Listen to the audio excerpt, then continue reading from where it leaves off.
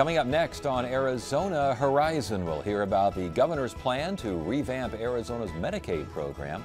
Also tonight, we'll discuss the state of local American Indian businesses, and we'll have a discussion on volunteerism in Arizona. Those stories next on Arizona Horizon. Arizona Horizon is made possible by contributions from the Friends of 8, members of your Arizona PBS station. Thank you. Good evening and welcome to Arizona Horizon. I'm Ted Simons. The State Court of Appeals today refused to immediately hear Superintendent of Public Instruction Diane Douglas's arguments that she, and not the Board of Education, has the power to hire and fire board employees. A lower court had dismissed Douglas's lawsuit over control of the board. Douglas wanted her appeal of that ruling expedited by way of a special action, but the court today said no. An attorney for Douglas says that the appeal will continue, but it'll just take longer now. Governor Doug Ducey has announced a plan designed to reduce the number of Arizonans enrolled in Access, the state's Medicaid program. The Arizona Republic's Mary Jo Pitzel is covering the story, and she joins us now. Good to see you here. Thanks for joining us. Sure. What exactly is the governor's proposed plan for Medicaid, and how much of this is new? The governor's calling this Access Care, I think sort of maybe a takeoff on Medicare. And what his plan is it's a combination of measures that were passed by the legislature this last session, which he signed into law, and then some new things that he added. The intent is to create a little more personal responsibility for people who are using the state's insurance program for low income. And he's doing this now because our access system operates under a waiver from the federal government. You've got to renew that every so often, and the next renewal period is next year. So here's a good time to let's try some of these things. Most of them are probably going to need federal approval before they can happen. So they're putting some old ideas out there and some new twists out there. We'll get to the challenge of that federal approval here in a second. But first of all, the plan increases co-pays up to 3% of household income. Is that a new idea? The legislature has tried before to talk about co-pays. The feds reject that idea. This says, yes, a co-pay for certain, not for everything, but for selected services, things that the state might want to discourage people from using, like, you don't need to go to the ER if you can get a doctor's appointment. So that would be up to 3%. So they would use it more as a disincentive, right, in the hope that people would not pay because they might not have the money to pay, and make them think twice about how they're using their access service. Up to 2% of income into a health savings account? What is this all about? Yes, now that's the new wrinkle that Ducey brings to the table. And this is modeled after what's been done in a few other states. He talked about this somewhat during the campaign about having health savings accounts. The idea is that if you are a low-income person, you're on Access, you need to pay about 2% of your income into this account that the state will keep for you. You can use that money to pay for services that are outside of Access. So they see an opportunity there to maybe try to leverage this with a bunch of charitable contributions to provide dental care, for example, to people that we don't have a dental benefit, or vision care. Right. The question is, how do you get 2% out of really low-income people? Indeed, and there's also an increase in work requirements. Talk to us about that. Yeah, so his plan hinges on three components. You've got to contribute to the health savings account, which I think would have a different name. You must be employed or looking for work, and they're building in some incentives to help people look for work, maybe some job training, maybe some resume building, maybe some coaching to help people be a little more assertive as they go out there on a job interview. And then thirdly, some certain health measurements. A lot of us in the private sector are used to now our insurance companies saying, well, we need some biometric reads from you. You need to send us your blood glucose levels and your cholesterol levels. There's some talk about establishing a couple of health benchmarks and requiring people to meet those as well in order to stay on Access. Well, yeah, indeed. And so what happens if you don't do the 2% savings account? What happens if you don't do the, you don't show that you're active? By the way, how are you going to prove you're actively looking for work or actively going through job training programs? Well, they've got a model already with unemployment. So something similar to unemployment? Right, it would probably be housed over at the Department of Economic Security. So what if you don't do those things? What happens? Well, if you make above the federal poverty level, you get kicked off the program for 6 months. You can reapply after 6 months. If you make below the poverty level, that 2% that you're not paying is considered a debt to the state, and maybe the Department of Revenue will find a way to deal with that if down the road, perhaps in the form of a tax lien. They really haven't worked out the details on that. Affects only able-bodied adults. Yes, that's really important. I mean, Access serves 1.7 million Arizonans. This applies to about 350,000 adults that are called able-bodied, meaning it's determined, yes, they can work. They're just So there was I mean, I was going to ask, how do you define able-bodied, and who does the definition? The state does. I mean, I think it's through federal guidelines. And these are people that they believe can work. In fact, I think many of them do work, and yet they still earn so little that they qualify for Medicaid. But this will not affect children, the elderly, the seriously mentally ill, many of the other populations that Access serves. So what about, did I read about 300 some odd thousand or something like Correct. that? Correct. Okay. Under current enrollment. So we brought up the federal approval. Yeah. It is necessary, is it not?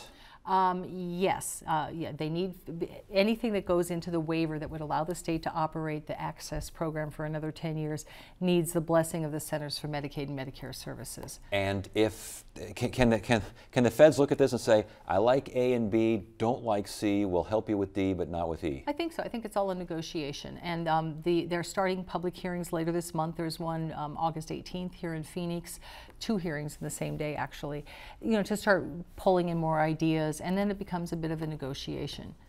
There are a couple other elements to Ducey's plan that don't require the feds. They want to start using technology. They say they've done a survey and found out that most Access patients have smartphones. So they are working on an app that people could download that would allow you, that would serve as a reminder, hey, here's your doctor appointment. Have you gotten your flu shot? Have you met these requirements for our wellness program? Okay, I guess the idea is to get people out of that system. That's the bottom line, isn't it? It would be very much, and they say more so to get them out of that system and into good earning jobs. There should be a cost savings, but they say they have not crunched the numbers to know what that might save the state. All right, thanks, Mary Jo. Appreciate it. Mm-hmm.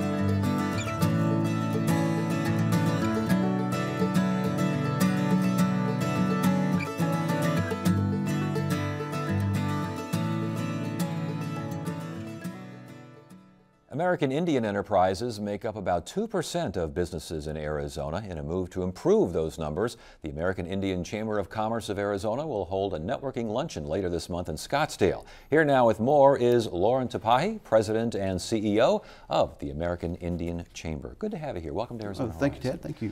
What is the state of American Indian businesses in Arizona?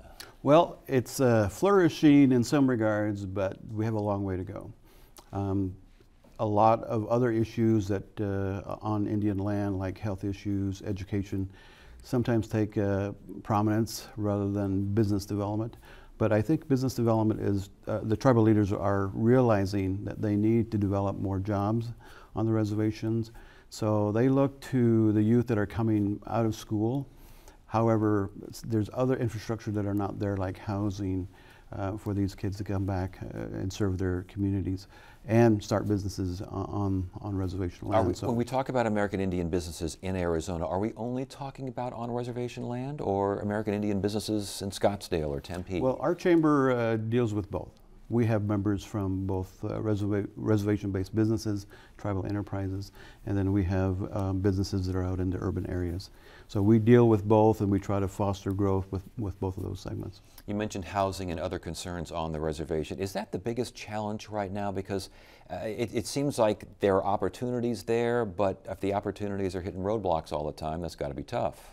That's kind of what we heard a couple of years ago from some of the meetings that I went to, is that some jobs become available, but when they apply for them and maybe even get selected, there isn't housing in the community that they need to bring that graduate or that person back to the reservation. As far as what kind of businesses that are owned and managed by American Indians, construction mostly, what do you see out there? There's a lot in the construction industry, like design and engineering, roofing, drywalling, flooring, all those type of construction type of jobs. But there's getting to be more and more of the internet-based type of jobs, like web design, social media, all those type of areas are really coming up fast. And when folks, let's say a budding entrepreneur comes to the chamber and says, I'm thinking of opening X, Y, or Z, on the reservation or off, what questions do you hear most? Well, a lot of them are starting at the very basic step one. They have not developed a business plan yet. They have this idea of opening either a restaurant, a clothing store, t-shirt shop. And so we kind of have to foster that them from the very beginning. And we are trying to engage the other chambers, engage the state programs, the county programs, so that we're not reinventing the wheel trying to develop something specifically for one segment. So we do a lot of collaborating with the other chambers here in the Valley. Do you find that tribal governments do a lot of collaborating with each other? I mean, could that be a problem at times, dealing with the state of Arizona and local municipalities? How does that dynamic work? Well, I think the tribes, they do come together with this group called the Intertribal Council of Arizona. And so they bring to the table any ideas that can be shared with the group, maybe not necessarily a joint money type of investment, but they get together and find out what each other is doing and how they can help each other and support each other through either Congress or the state programs or through the state legislature. As far as tourism, I would imagine tourism is pretty big as far as American Indian businesses are concerned. Yes, there's a group called the American Indian Tourism Association of Arizona. They got established some years ago, and they're having a big conference coming up. That is one segment where other types of infrastructure doesn't have to be developed, like housing. So you have these tourists that come in and spend their dollars, and then they go back to their country. So that's a big area that I think the tribes are really trying to capitalize on. Is there a generational difference when it comes to business interests on the reservation? I'm not quite sure what you mean by that, but the kids, older people. Yeah. A lot of the older people, maybe like my mom, she's 105 by the way, worked mainly with the sheep industry. And so she grew the sheep, took them to market, sheared the sheep and sold the wool type of thing. She also had another job with the BIA, but that is slowly kind of dying out, and we have more of a contemporary type of people that are looking at jobs again, like in mass media, in marketing, in social media, and internet, and those areas. So it's kind of changing. Yeah, it sounds like it is. Last question. For non-Indigenous business owners and managers, when they're dealing with American Indian business folks, again, on or off the reservation, what do they need to know? Is it a different way of going about things, or is business business? Well, in some regards it is, but I think there's more, I think you have to pay attention to the customs and how you greet people, and when you go to a tribal meeting or something. It's just a lot of handshaking and hello and tell who you are, where you're from, rather than just jumping in and making a presentation, because tribal leaders see that as a way of looking at your honesty, looking at where you're from. So they, I think, build that rapport with those people that come in. We have many different types of members with the chamber, Indian and non-Indian. So we try to talk with them, and they ask me questions about that many times. All right, very good. And this conference coming up, I think August 21st, is that when? That's our monthly chamber luncheon. Luncheon, okay. Yeah, it's a luncheon. And then we have luncheons every month. We have a conference that's coming up November 12th, along with our mixer, an awards luncheon, golf tournament. We have all kinds of things that go on. Very good. Well, good luck, and let's get that 2% number a little Yes, higher yes, there. very much so. All right, good to see you. Thanks for Ted. joining. Thank you.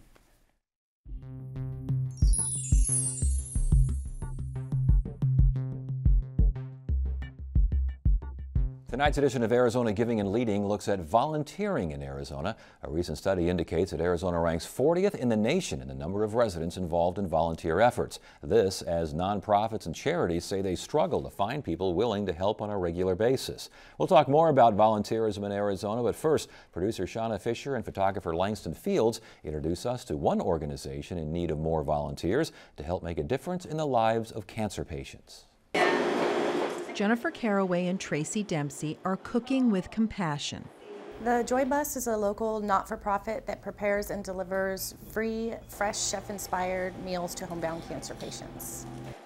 I started the Joy Bus in honor of my friend Joy, who actually passed a few years back due to complications brought on by cancer. Nearly all of the food used in the meals is from local farms like Crooked Sky and Seacat Gardens. It's important that the food that we're preparing and delivering to our meal recipients actually helps them. There's certain things that your body's going to go through when you're going through chemo or going through radiation, and you need foods that can help build those white blood cells. Dempsey, an award-winning pastry chef, is preparing today's meals. For her, this is a personal mission. My mother-in-law and my sister-in-law both passed away within years of each other. It was just kind of a natural. It's like, I was so far away from my family, and to be able to be involved, help our community, and help individuals with cancer was just a natural. Tracy and Jennifer cook the meals. Today includes organic greens, chicken kebabs, and a grain mixture. Then they pack them up in bags decorated by young children. Volunteers like Lisa Coughlin show up once a week to grab the meals and deliver them to patients. It's just nice to relieve, a daily struggle for them. I love it. I'm really actually very passionate about, volunteering and giving back, and I think it's something that is important. I have a son, and I think it's something that's important to kind of teach to him. Hi, Lisa. Hi. Oh, it's so good to see you. You look great. Lisa comes every Friday to Bobby Johnson's house. Up until about 6 months ago, I was the epitome of health. Bobby, who's battling pancreatic cancer, loves getting the food from the Joy Bus, but she relishes the chance to sit with Lisa and her son. To have somebody come into your home on a regular basis, bringing you a gift, basically a lovely gift, and then staying and listening unconditionally to what you're feeling or how your day is going, and to know that they sincerely care. And it's that simple concept of a connection between two people that can bring an entire community together. It's so neat to think of coming together as a community for a common goal, and they don't have to do it. No one has to do it.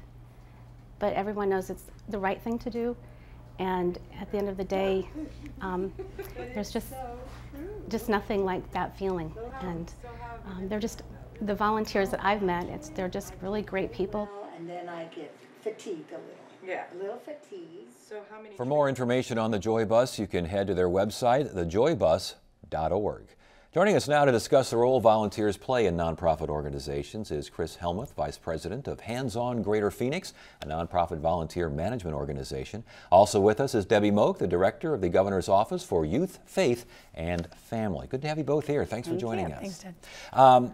First of all, Hands On Greater, what are we talking about here? We are a local organization that serves mainly Maricopa County, and we are all about volunteerism.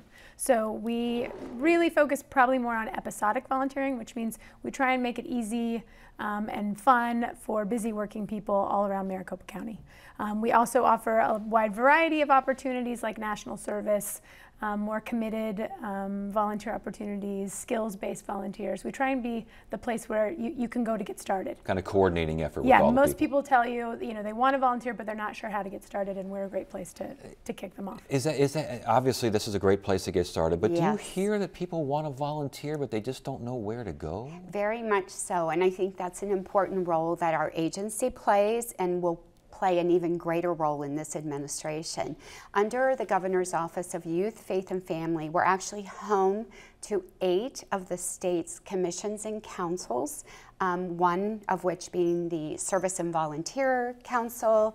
Our brand new, newly inked executive order of last week was the Governor's Council on Child Safety and Family Empowerment. And then the Governor's Youth Commission. We're so excited. We've onboarded 51 youth this year to serve from all 15 counties for the first time. So we'll be working with youth-led initiatives. Volunteers, who is most likely to volunteer? Well, I think our organization is pretty representative of the statistics, the national statistics in the state. You'll see women a little bit more often than men. The age group of about 35 to 45, you see a little bit more often. And we're certainly seeing, as Debbie just talked about, youth and teens getting more involved. Sometimes that's because schools are requiring volunteer service hours as a degree requirement or a diploma requirement. And also families are just getting more involved together. Are these mostly one-time volunteers, or are these folks that will continue and be in the long term? Yes. So what's important about the governor's councils and commissions is that you have the council, the people who are being seated, and 2 of our councils are currently being seated for service. So they will help to lead the initiatives, but we need to raise up an army of support for the committees serving with these councils. And we see people, it's sort of part of your life at different times. We see people volunteer at certain times of their life when their schedule allows a little bit more, then they may fade off a little bit because of family obligations or work obligations, and then we hope they come back. So where are volunteers needed the most? Well, I don't know that I could pick just one area. You see a wide variety of nonprofits, churches, government commissions that all need volunteers. So I don't know that I would pick one particular. I would say that the majority of volunteers do serve through their churches. They do probably focus more on tutoring, and parents obviously are more invested in their child's school, so they'll volunteer there more often than another place. But as far as challenges in using volunteer help for some of these nonprofits and these charities now, that's what we're focusing on. What are some of the challenges? Challenges. Well, actually, I don't feel challenged by them, I have to say, and I like what you just said in regard to the faith-based, because our brand new council, we're really reaching out to engage the faith-based community. All are welcome, all faiths, and actually all who wish to serve. But we understand that by and large, we can garner an entire church of volunteers. And this new council is focused on foster care youth and families. Okay, but I want to find out the challenges now of using with volunteers. Well, I think, if you look at the trends of the last 30 years, organizations are seeing people are more interested in, like, as I used the phrase earlier, episodic volunteering. Their work schedules are tougher, longer hours, more family obligations. They don't have as much time to commit to one place for 5 hours, 10 hours, 20 hours a month. So they're looking for some place where they can get in, feel like they have an impact, make a difference, and then be able to go on with their day. So I think while that's a great opportunity for a lot of organizations to introduce volunteers to who they are and what they do and what they have to offer and what services they provide, that sometimes I think that can be a challenge if an organization is looking for more of a committed volunteer who can, commit a certain amount of time and commit certain skills. Can there be a problem, though, with a volunteer who knows a whole heck of a lot and gets a little pushy there and starts to become of course not. No, absolutely. Never Every happens, volunteer is fantastic. You do see with millennials specifically, and also in the other workforce of volunteers, people are interested in using their skills more often now when they volunteer than maybe they were 30 years ago. So, and I think nonprofits are sometimes challenged in how to use those people fully. They know they have needs, but they're not exactly sure how to frame something so it fits with the volunteer schedule and use their skills appropriately. Arizona ranked 40th in the U.S. for volunteers. Why not better? And we're up from 46th. Well, all right then, but Okay. why not better than 40? Oh, this year we will be. I think it has to do with the way our valley is spread out. They say that the closer people are geographically, the more connected they feel, the easier it is for them to get out and get involved. And we're a state that has a lot of people from different areas that aren't necessarily from Arizona, and they are less likely to get involved, but it's a great way to feel more connected to the community when you start volunteering. All right, we got to stop it right there. Thank you both for joining us. We appreciate it. Thank you. And Wednesday on Arizona Horizon, a Chicago-based university opens up a satellite campus in the valley, and we'll look at efforts to preserve buildings at the state fairgrounds. That's at 5:30 and 10 on the next Arizona Horizon. That is it for now. I'm Ted Simons. Thank you so much for joining us. You have a great evening.